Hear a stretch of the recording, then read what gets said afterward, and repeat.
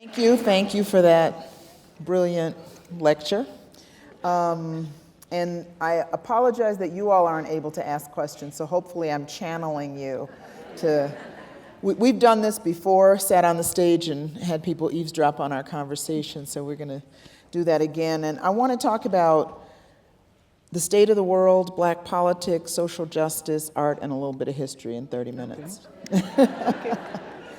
And I want to start where you left off, which is talking about the state of affairs at this moment. And you've said a number of times about this third political party idea. And I think a lot of us really try to strike a balance between understanding the limits of electoral politics, wanting something different, but also understanding the practical realities. So I guess in terms of looking at the landscape, in terms of assessing the strengths and weaknesses of the Bernie campaign and where we are now, can you say more about your thinking about a third party at some point, and what forces would that include, and how might that look?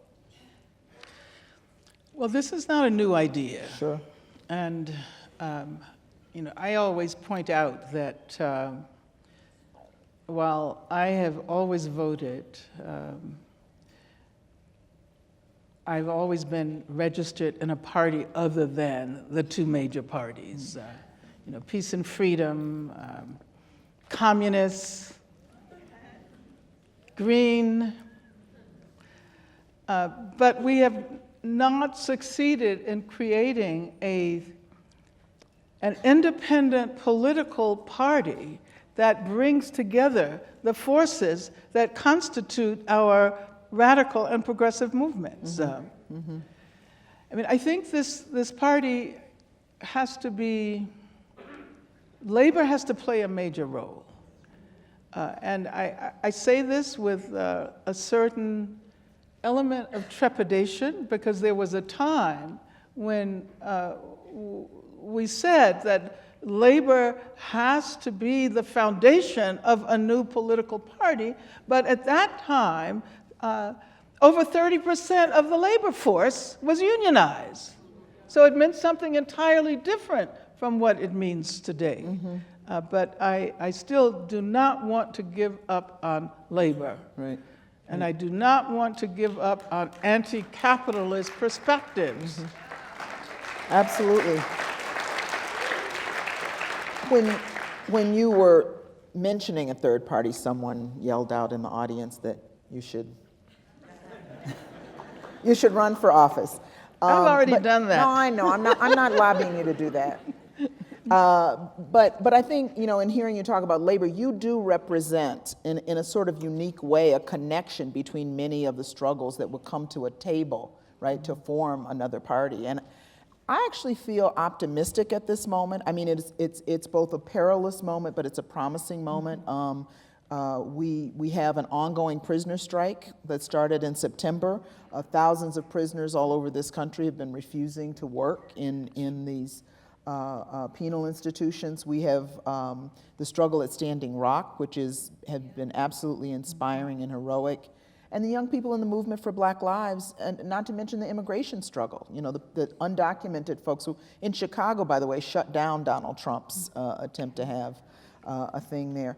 So I guess I maybe segueing from the practicalities of a third party, as you travel around, and we can start with this country and then talk about the world, how do you see the state of progressive movements and the possibilities for coalitions among these different forces? Well, one of the things that has become apparent to me and many others is that we need a 21st century internationalism. And I mention immigration as an issue that cuts across so many different geopolitical spaces. And I've been thinking about the possibility of organizing some kind of global movement around the issue of immigrant rights. Absolutely. And that I suppose I would also say that I'm really interested in analyses that go beyond the limitations of the nation state. We tend to think about the nation as the human community that best expresses our need to be together with other human beings. But the nation state is a historical invention. Why does it have to be that way? Why do we always have to think about citizenship within the confines of the nation? So I would also suggest that we think about movements that allow us to move beyond the assumption that our projects have to be contained within the nation. Well, the World Social Forum is an effort at that. There's lots of transnational solidarity movements that move in this direction. I even think about, you mentioned Opal Tometi and the three that founded BLM Network. And Opal has done amazing work. I mean, she's just come back from Colombia, and there was a feminist conference in Brazil. So people are making connections across borders. Social media has allowed us to do that as well. So, I just sort of wonder what the next step is in trying to do that in the world. I don't know that there's an answer to that. But, I mean, there certainly are specific lessons. You and I were talking earlier about South Africa. And, sometimes our solidarity efforts, we look at Palestine and we look at South Africa, and we see resistance movements, and we look at them admiringly. But I think we also have to look at them very carefully in terms of the stages of struggle and the challenges after apparent victories occur, and real victories, as in South Africa. Can you tell me about your recent observations in South Africa? I know that the Fees Must Fall movement is going on there. Many students have been actually jailed. The trade union movement has experienced repression. And for those of us who were involved in the anti-apartheid movement, we never imagined that South Africa, post-apartheid, would confront these kinds of challenges. It's rather sobering. What do you think about that? Yeah, you're absolutely right. I spent some time, not a lot of time, in South Africa during the month of September. But I found it on the one hand very depressing, because those of us whose own histories are so attached to the anti-apartheid movement, to see where the African National Congress is today it's very difficult. And I think about something that Ghassan Haj calls the need to think about alter politics and not just anti-politics. Because we often focus only on bringing down what it is we are challenging. But we don't necessarily try to imagine, what life will be like after victory. And I think that many of the people in the ANC probably never imagined that they would be victorious. Because if so, how would someone like Cyril Ramaphosa, who was one of the most militant leaders of the struggle, end up becoming the wealthiest man in South Africa, a billionaire?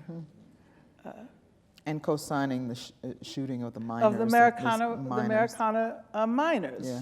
Absolutely. Yeah.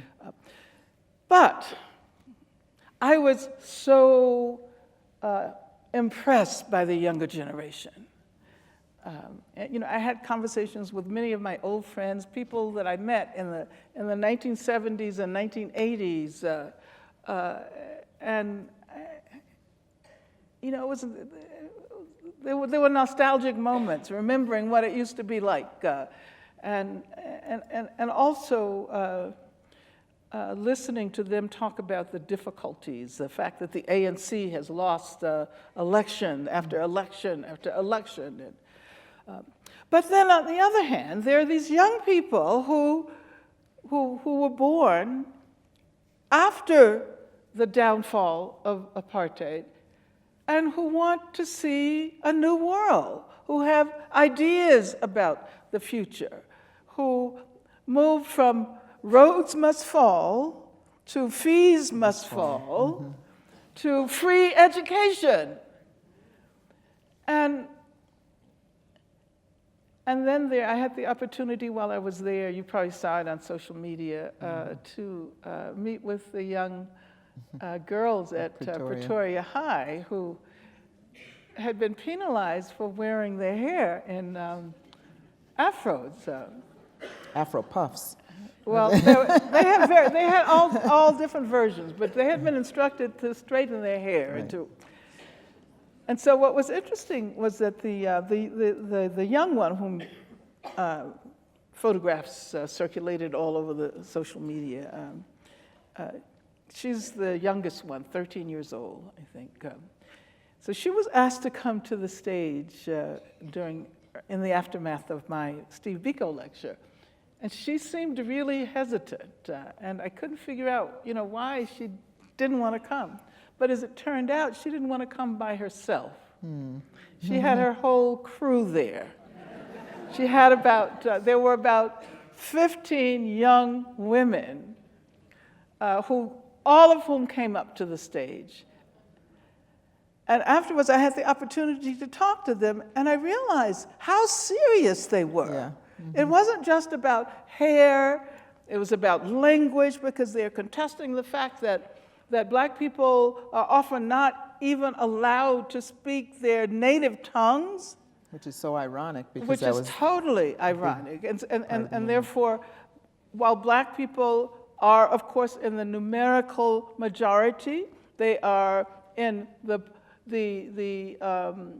cultural and economic minority. And so these young girls had ideas that far surpassed my ability to imagine what one could be doing at that age in high school. Several of them had already decided that they were going to become human rights lawyers, and they had plotted out certain struggles for their high school. And so it was just very inspiring, because I went there thinking it was about hair.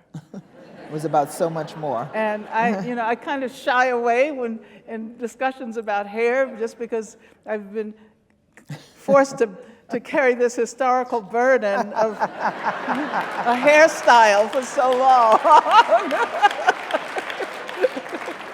Well, Angela's coming to speak in Chicago in a couple of weeks, and so I told my students to come, and one of my students said, "You mean Angela Davis with the afro?" Yeah, I know, see? She doesn't have the same hairdo, but her hair is still lovely. Yeah. But Angela, in your talk, you mentioned this question of art, and just now in talking about the South Africans, this idea that we know what we're against, but sometimes we can't quite imagine what we're for. We haven't exercised the muscles of our imagination in the sense of, but art helps us to do that. Poets, I think of some of June Jordan's poetry, when you're really thinking, where is this going, and what can we make out of this struggle that we're involved in? It's the artists and the poets that help us to see something that we can't see right in front of us. And I know that you've been inspired by artists, you have inspired artists, and you're working in different projects. The project you're working in that you were rehearsing for, do you want to say something about that? Or about the larger issue of art and imagination and struggle? I don't think that social justice movements can survive without art, poetry, music. And not as an addendum, but art has to constitute the very heart of our struggles for freedom. the very heart.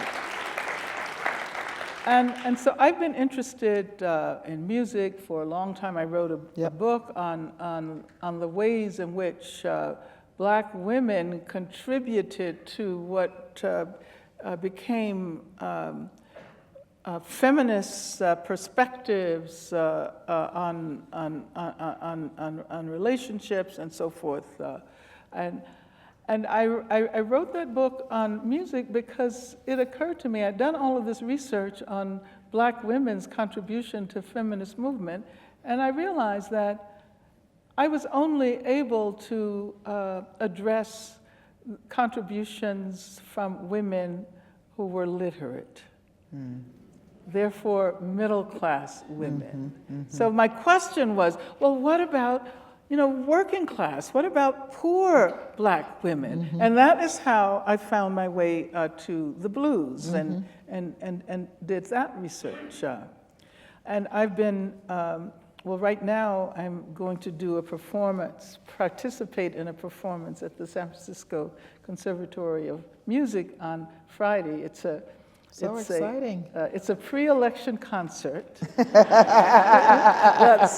If we ever needed art, it's now. And so one of the pieces is by Frederick Jeffsky, who was a classical musician, new music. And he wrote this amazing piece in the aftermath of the Attica Rebellion that is called Coming Together. That includes a letter. He read a letter by Sam Melville, one of the Attica brothers who was killed during the rebellion, and that is the music develops around those words, and it's so interesting the way the orchestra represents what it feels like to be in prison. It's like about 5 notes, and only 5 notes during 20 minutes. But then improvisation from, well, there's a bass line, and the bass guitar plays the bass line, and then all of the other instruments are able to participate, but they have to play the same note.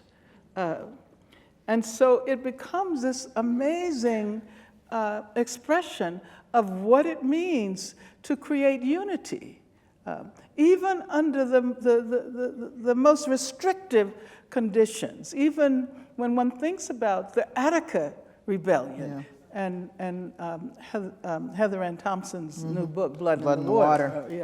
To read it. And one sees that was such an incredible moment in the history of this country where these men in prison created a society that worked. They created health care. They created security, despite the fact that it was the target of so much repression. So I think that music allows us to feel in ways that we would not know how to feel. Visual art, films. I think that is so important. We have a part of the project that that I work with in Chicago, Social Justice Initiative.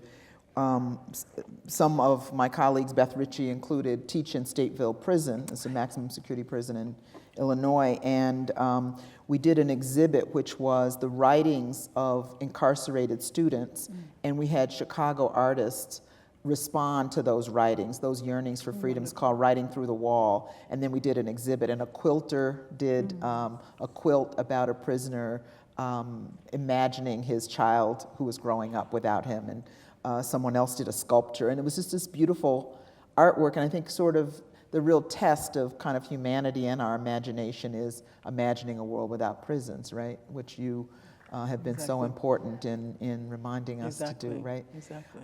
When I think of Black Lives Matter now and the movement for Black lives, I see your influence all over it. The language of the prison industrial complex, the importance of feminism, Black feminism and gender, the importance of having an anti-capitalist and an internationalist view. All of these have been seeded by the work that you've done. And so I guess I want to talk about abolition, because abolition seems to be at the center of that. And so many misconceptions about abolition, that it means just tearing down. And as you and Ruthie Gilmore and others insist, it's about building up. So I guess I wanted to invite you to talk about abolition as something that's generative, that does require exercising our imaginations in important ways, and why it's such an important concept to anchor the work in this time. Well, I've worked with a lot of people around the idea of abolition. I'm really thankful that I've been able to last as long as I've lasted, because I can remember when we were talking about the Attica Rebellion, when abolition was raised in 1971, and when the American Friends, the Quakers, developed a theory of abolition. So this is something that has been with us for a long time, and I think that fortunately over the last couple of decades, as a result of many people coming together to create scholarly and activist communities of advocacy, we have learned that we have learned how complicated abolition is, and the relation between abolition and feminism. And sometimes we talk about abolition feminism, particularly to counter those who have embraced what we call a kind of carceral feminism that calls for the incarceration, the punishment of those who engage, for example, in acts of gender violence. And so I would say very quickly that bringing feminism and abolition together has been really generative. And it also allows us to think beyond the process of assimilation. Because the idea was to criminalize gender violence and to make it like every other crime. But by making it like every other crime, we were not able to attend to the specificities of gender violence, so that even though there are more people in prison for having committed crimes of gender violence, the incidence of gender violence, not only in this country, but the world over, has not changed. It's not changed. It's still happening. And as a matter of fact, you might argue that the prison as an institution helps to reproduce, perpetuate, and reproduce that violence.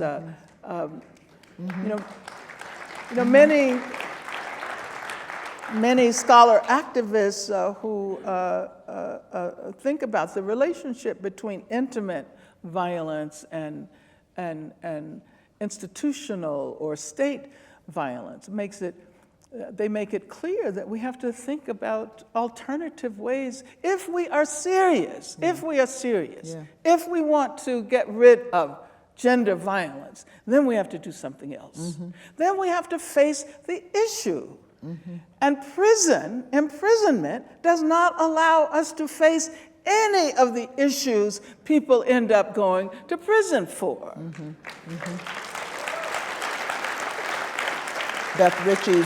Beth Ritchie's book, Arrested Justice, underscores that point so powerfully. Absolutely, And she argues, she says, there's that line, she says, we won the mainstream and we lost the movement by sort of succumbing to the idea that police and prisons will make us safe, when in fact, that's certainly not happening in the city of Chicago, it's not happening in the world. So, you mentioned your own sort of political history, your intellectual history as a Marxist, as a communist. we look around the world now and we see all kinds of changes happening. I was talking to someone earlier, I was just reading this book called Post-Capitalism. Everywhere we look, we also see capitalists talking about the crisis of capitalism, right, in a very fundamental way. So after the Occupy movement, after the Bernie campaign with all of its problems and limitations, what do you think in terms of the possibilities of post-capitalism, of some form of post-capitalism in this country, in the world? Also, given what capitalism is doing to the environment, is it sustainable? And can you give us a 10-point plan on how to get there in 5 minutes?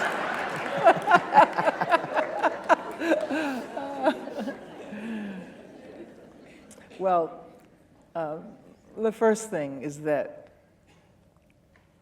an anti-capitalist vocabulary, an anti-capitalist popular vocabulary is so important. We began to develop that with Occupy, and I think, and you're the historian, so you are able to tell us what it means to embrace a long view of history and not to assume that change has to happen overnight. And I think our problem in this country is that we're always focused on outcomes. I mean, this is the damage that the nonprofits have done. And I'm not talking about the Lantern Foundation.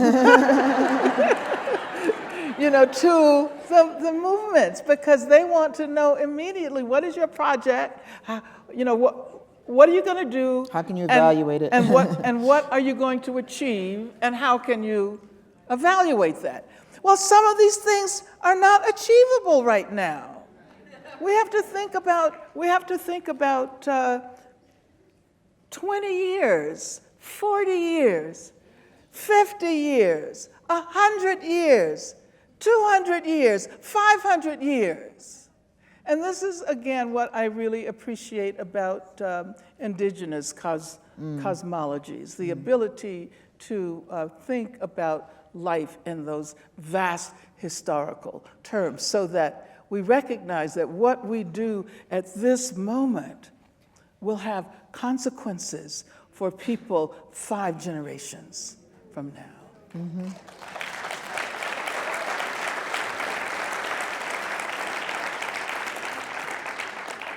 And so I think that our anti-capitalist projects have to have that long view of future history at their core. We're not on a 500-year plan, though, are we? It's maybe sooner. Well, let me tell you. I'm impatient. I'm an impatient historian. Let me tell you. I visited Colombia not that long ago, and I visited a site that was subject to eviction because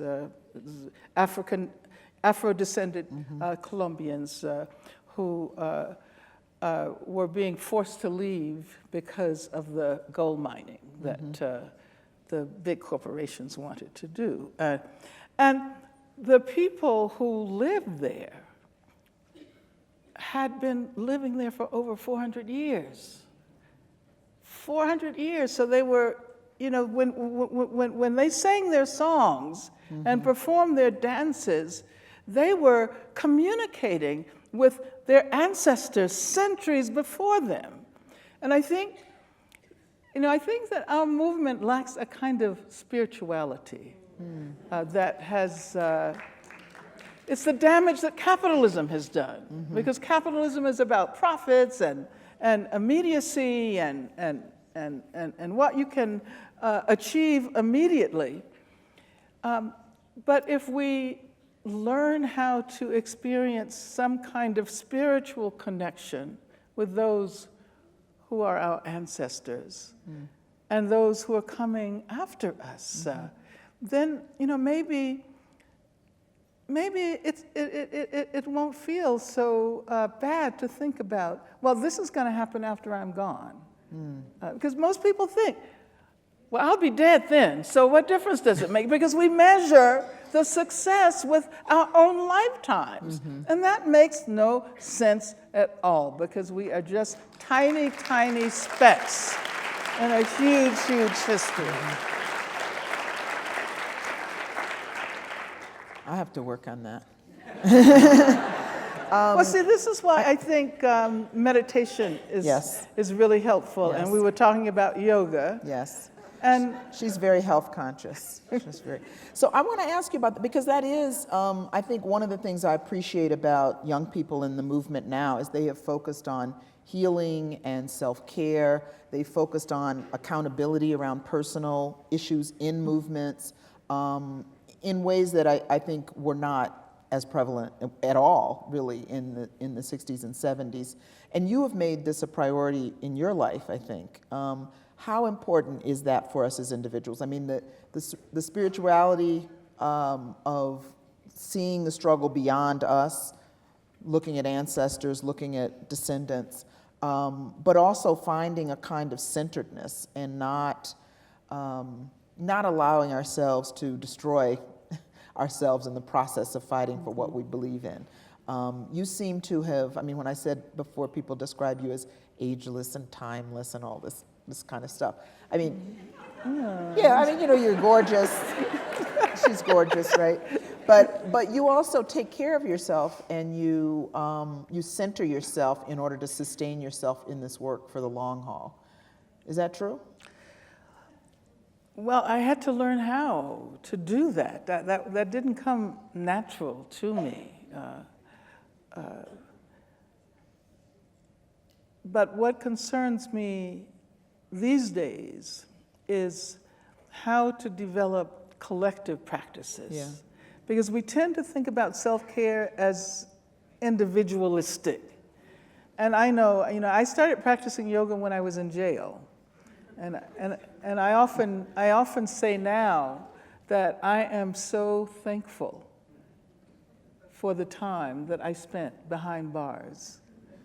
And it's in a sense, I treat it now as a gift, because I started a yoga practice. I often tell the story. I had terrible tension headaches. I don't know, really, really bad, and nothing helped. Nothing, no medicine, no tranquilizers, nothing. And so I fortunately had a doctor who he was a doctor for the Black Panther Party, and had traveled to China to learn acupuncture this is in 1970, 71. No. So he taught me acupuncture, and he also brought in a book and told me to learn how to do some of the postures and some of the meditations. And that was amazing. And so it's a practice that, I haven't always been totally consistent, but it's a practice that I've had with me for the vast majority of my life. But it's primarily been an individual practice. And so I'm interested in how we can develop these kinds of practices that connect us, that bring us together, that allow us to exit our individual selves. Because capitalism insists on the sanctity of individualism. And I'm not opposed to individuality. I think individuality is very important. But individualism militates against individuality. I think individuality expresses itself best in a kind of dialectical way in relation to community. So how can we create practices of self-care that bring us together? And I think you're absolutely right. Young people in the various movements, I'm involved with the Dream Defenders, Yes. and there are practices that happen at the beginning of every meeting, and I say, we had only known that in the 70s, maybe, maybe we would be at a different point today. Because so many people were burnt out, and so many people committed suicide, and so many people, So I think this is, I'm interested in mindfulness and social justice.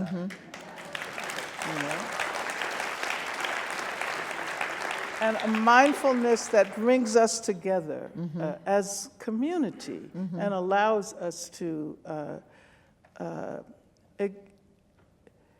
contribute our whole selves. Yeah. So, you mentioned Dream Defenders, and I'm thinking about some of the markers of what people describe as generational divides in the movement. And social media is one of those, right? I mean, Umi and Dream Defenders took a hiatus from social media because they thought it was so toxic, and they had to focus internally, do face-to-face work, not be embroiled in some of the political combat that was going on in social media, but also the pace of it, right? So I don't know what you think about that. I mean, I think it gets reified sometimes as something other than a communications mechanism, but what do you think about the new communications technologies, social media, as a really central part of the discussion about organizing today? Are we reading too much into it? How important is it? And how does it relate to this question of forging real community? Well, it's a given. Yeah. And I don't think we're going to change it. And it's actually really remarkable. It's exciting that people can find each other. I was talking about Palestine. To think that Palestinian activists on the ground in Palestine were the very first to express solidarity with the Ferguson protesters.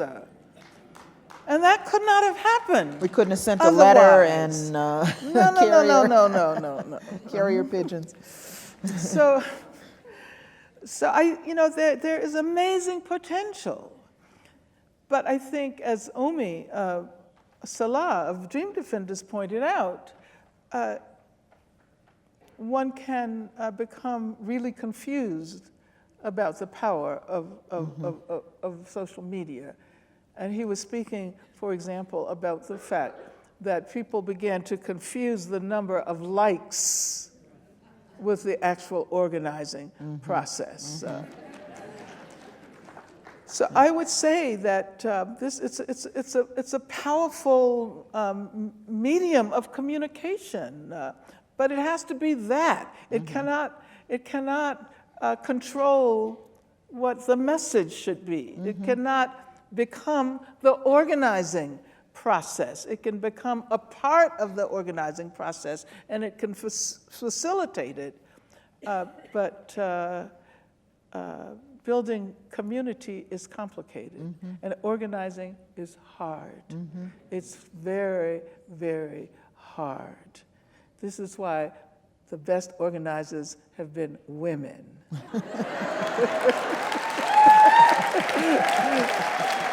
Historically, that's true. That's true.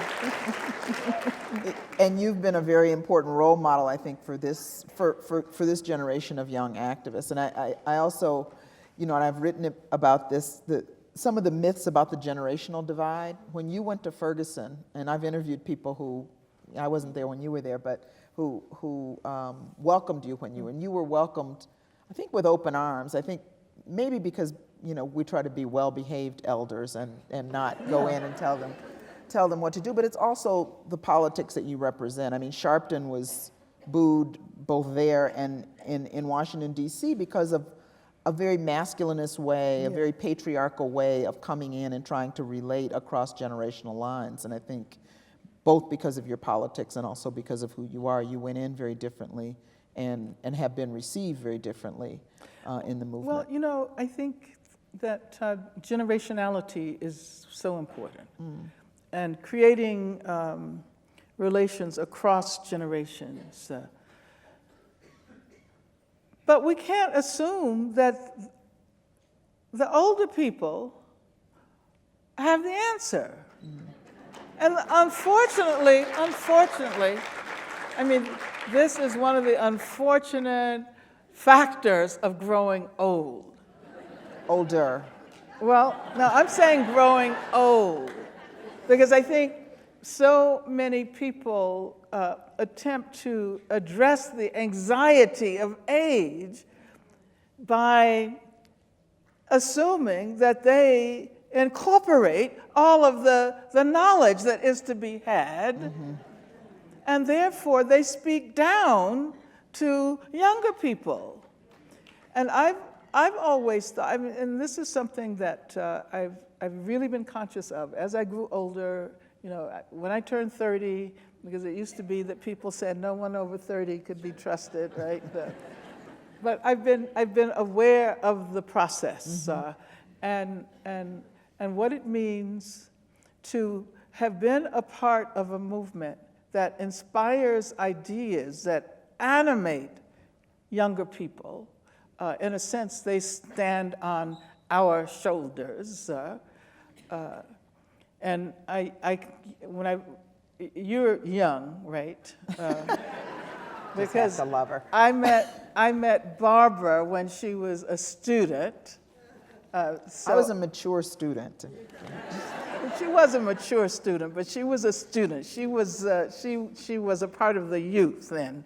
But I've always, I mean, just as I remember taking very seriously, you know, your ideas, and you were an amazing organizer on the campus of the University of Michigan. And I don't think we can give that up. As we grow older, we should become even more curious than we were when we were younger.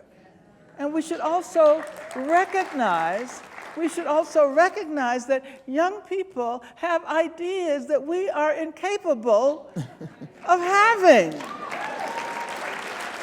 And one of the reasons, it's because, in a sense, they get to benefit from everything we know. They stand on our shoulders. But they not only get to benefit from everything we know, they get to benefit from what they are able to know based on our generational knowledge. So young people should, theoretically, know a lot more than older people. You know, just as a professor, I'm so excited when I see a student that I think has surpassed, you know, what it was that I taught that student, because that is the way it's supposed to be. That's the way, that is what history is supposed to be about. And so I think if one approaches young people with a posture of attempting to learn, you know, what it is they know, and not simply with the idea that I'm going to tell you the way we did it and you have to do it the way we did it, even though we weren't really successful. Right? Well, that's the key, right? If we had so, all the answers, we might have. So the gone idea further. is that they should be able to make new mistakes. Yes. They shouldn't have to make the old mistakes. They should be Yes. able to make new mistakes. Yeah. When you look out, you know, at the movement in this country, and or if, you know, examples, I know, you know, the work you're doing in with folks in Australia, with the Sisters Inside. I know that you were also in Spain and expressing solidarity with the struggle there. What makes you more hopeful, most optimistic that we are headed in the right direction toward a better future? Well, there seems to be a new surge of energy, a new surge of social justice energy all over the world. I experienced it when I was in South Africa. I experienced it in Australia, in Europe, in Brazil. And the question is, how can we encourage this surge? What can we do to keep it alive? I mean, this is why I was saying that our project for the coming election is not so much to elect a better president, because I don't, but rather to ask ourselves, what are the conditions that will allow us to continue to engage in these conversations, in this organizing, in this effort to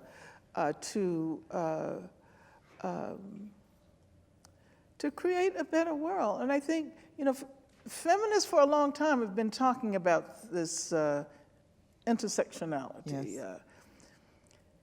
And oftentimes it's talked about with respect to identities. But I think it's far more powerful when we talk about the intersectionality of struggles, and how all of our struggles are interrelated. I kind of gestured toward the food sovereignty movement, and I think that really is a movement that will bring together so many of the issues and struggles we've been thinking about. And it's overdue, it's overdue. It will allow us to talk about capitalism and allow us to talk about self-care. It will allow us to talk about labor because of the fact that, so many people who've been involved in the so-called organic movement that now has been totally industrialized. I saw the Whole Foods on the way here. But health and fast foods and the violence that is done to animals. I always say I'm not really a proselytizer when it comes to not eating meat. But I think people need to be conscious about what it is they're eating. And the conditions of production. This is what Marx said, the conditions of production of what it is you're offered as nutrition for your bodies. You can't just assume that the chicken was never alive and was never held in the most incredibly brutal conditions that you can imagine, so that they're not even able to walk around. And so when you begin to think that all of this is being done for purposes of profit, so when we eat, we have to be aware of how we are imbibing the very principles of capitalism. So I'm excited that we have somewhere to go. We have a long way to go. And I'm excited. Let me say, we're just starting to deal with racism. Just beginning. We're just beginning to address issues of gender. We're just beginning to address a whole range of issues. So I can say that I'm excited because this seems like a really powerful beginning. Thank you.